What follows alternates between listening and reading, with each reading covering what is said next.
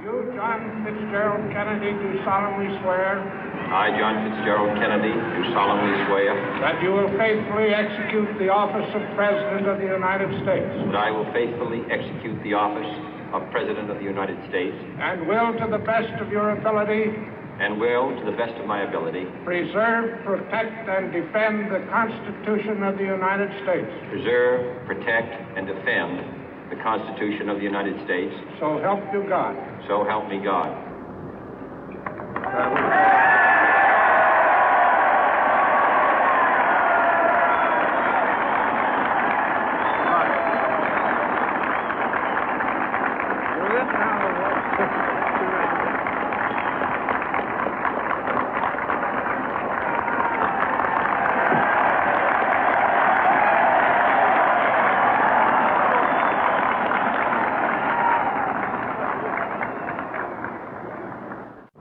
Vice President Johnson, Mr. Speaker, Mr. Chief Justice, President Eisenhower, Vice President Nixon, President Truman, Reverend clergy, fellow citizens. We observe today not a victory of party, but a celebration of freedom, symbolizing an end as well as a beginning, signifying renewal as well as change. For I have sworn before you and Almighty God the same solemn oath our forebears prescribed nearly a century and 3/4 ago. The world is very different now, for man holds in his mortal hands the power to abolish all forms of human poverty and all forms of human life. And yet the same revolutionary beliefs for which our forebears fought are still at issue around the globe. The belief that the rights of man come not from the generosity of the state, but from the hand of God.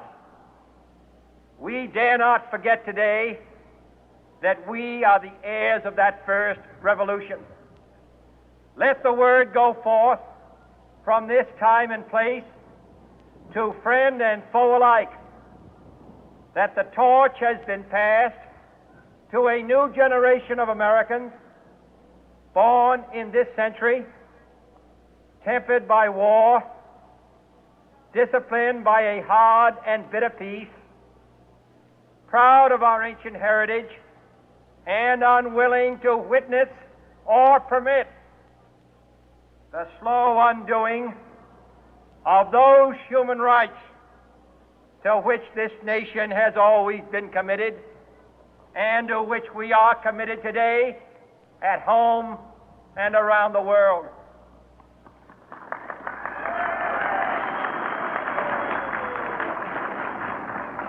Let every nation know, whether it wishes us well or ill, that we shall pay any price, bear any burden, meet any hardship, support any friend, oppose any foe to assure the survival and the success of liberty.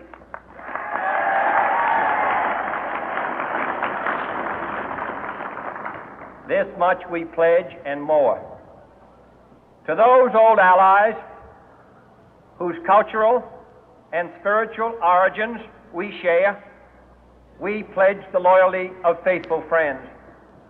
United, there is little we cannot do in a host of cooperative ventures. Divided, there is little we can do, for we dare not meet a powerful challenge at odds and split asunder. To those new states whom we welcome to the ranks of the free, we pledge our word that one form of colonial control shall not have passed away, merely to be replaced by a far more iron tyranny. We shall not always expect to find them supporting our view, but we shall always hope to find them strongly supporting their own freedom, and to remember that in the past, those who foolishly sought power by riding the back of the tiger ended up inside.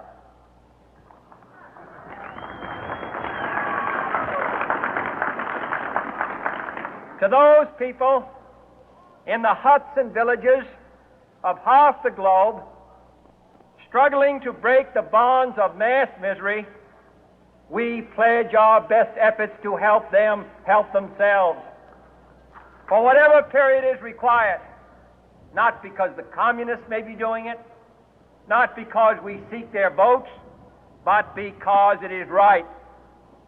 If a free society cannot help the many who are poor, it cannot save the few who are rich.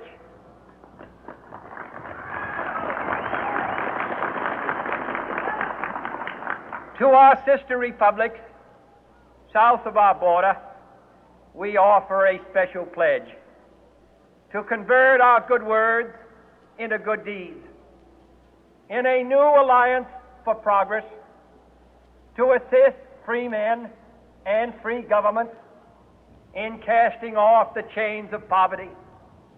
But this peaceful revolution of hope cannot become the prey of hostile powers. Let all our neighbors know that we shall join with them to oppose aggression or subversion anywhere in the Americas. And let every other power know that this hemisphere intends to remain the master of its own house.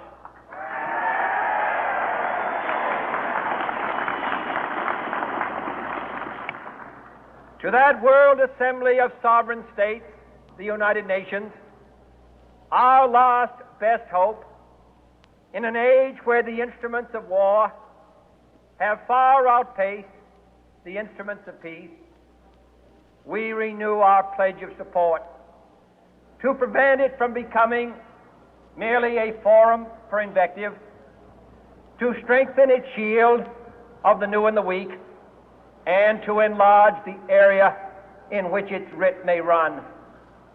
Finally, to those nations who would make themselves our adversary, we offer not a pledge, but a request that both sides begin anew the quest for peace.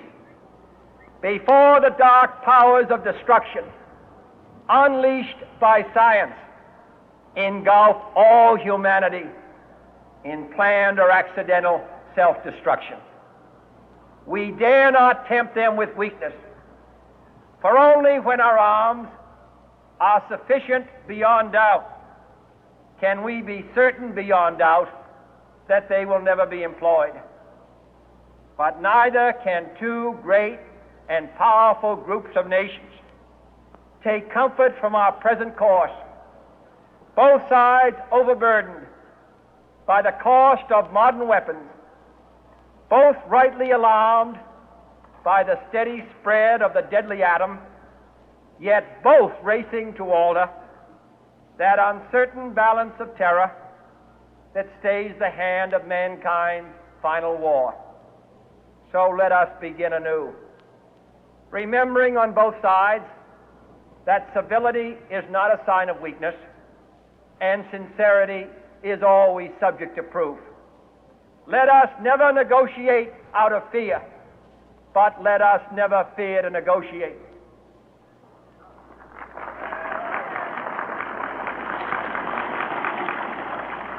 Let both sides explore what problems unite us, instead of belaboring those problems which divide us.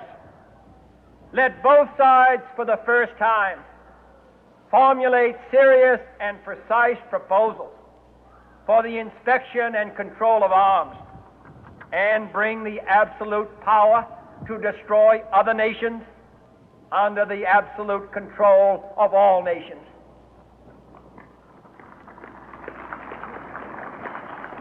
Let both sides seek to invoke the wonders of science instead of its terrors. Together, let us explore the stars, conquer the deserts, eradicate disease, tap the ocean depth, and encourage the arts and commerce. Let both sides unite to heed in all corners of the earth the command of Isaiah to undo the heavy burden and let the oppressed go free.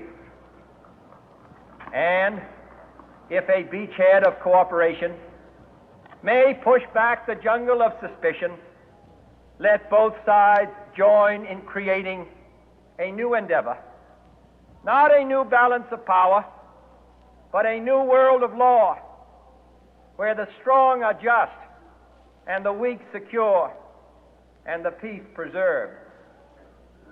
All this will not be finished in the first 100 days, nor will it be finished in the first 1,000 days, nor in the life of this administration, nor even perhaps in our lifetime on this planet. But let us begin.